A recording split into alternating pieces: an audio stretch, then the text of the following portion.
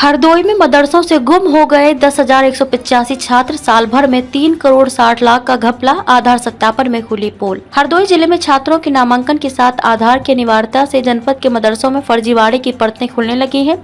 आधार अनिवार्य किए जाते ही गत वर्ष की अपेक्षा जनपद के मदरसों के 10,000 से अधिक विद्यार्थी अचानक गुम हो गए। कई मदरसों में तो 90% से अधिक विद्यार्थियों का कोई ब्यौरा ही नहीं मिल रहा है। जनपद के विभिन्न इलाकों में कुल 141 मदरसे संचालित हैं। पिछले शिक्षा सत्र में इन मदरसों में 25,944 विद्यार्थी अध्ययन कर रहे थे। मौजूद शिक्षा सत्र में शासन ने स्पष्ट निर्देश दिए थे कि सभी विद्यार्थियों का ब्यौरा आधार से जोड़ दिया जाए ताकि सीधे छात्र के खाते में छात्रवृत्ति से लेकर अन्य चीजों का बजट भेजा जा सके। साथ ही कहीं भी छात्रों के ब्यौरे में फर्जीवाड़ा न हो सके। सरकारी योजनाओं का लाभ लेने के चक्कर में कई बार विद्यार्थियों का पंजीकरण मदरसों और परिषदीय विद्यार्थियों में कर दिया जाता है, लेकिन यह वास्तव में या तो किसी प्राइवेट संस्थान में पढ़ते हैं या फिर इनका कोई अस्तित्व ही नहीं होता।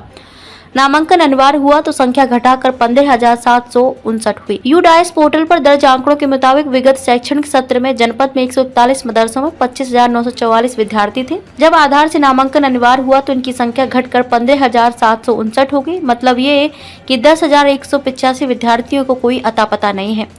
यही वजह है कि इनका ब्यौरा आधार कार्ड से नहीं जोड़ा जा सका है। केस नंबर 1 शाहबाद में मदरसा एरा नेको जई में संचालित है। यूडाइस पोर्टल की रिपोर्ट के मुताबिक यहाँ गत शैक्षणिक सत्र में 311 विद्यार्थी थे, लेकिन जब आधार की अनिवार्यता हुई तो 289 विद्यार्थियों का ब्यौरा ही नहीं मिला। महज 22 विद्यार्थियों का ब्यौरा आधार से जोड़कर अपलोड किया गया। केस नंबर 2 मदरसा जामिया अनवारुल उलूम बंदरिया में गत शैक्षणिक सत्र में 248 विद्यार्थी थे। आधार की अनिवार्यता हुई तो 218 विद्यार्थी का ब्यौरा ढूंढे नहीं मिल रहा। यूडाइस पोर्टल की बुधवार की रिपोर्ट के मुताबिक यहाँ में 30 विद्यार्थियों का ही आधार लिंक हुआ।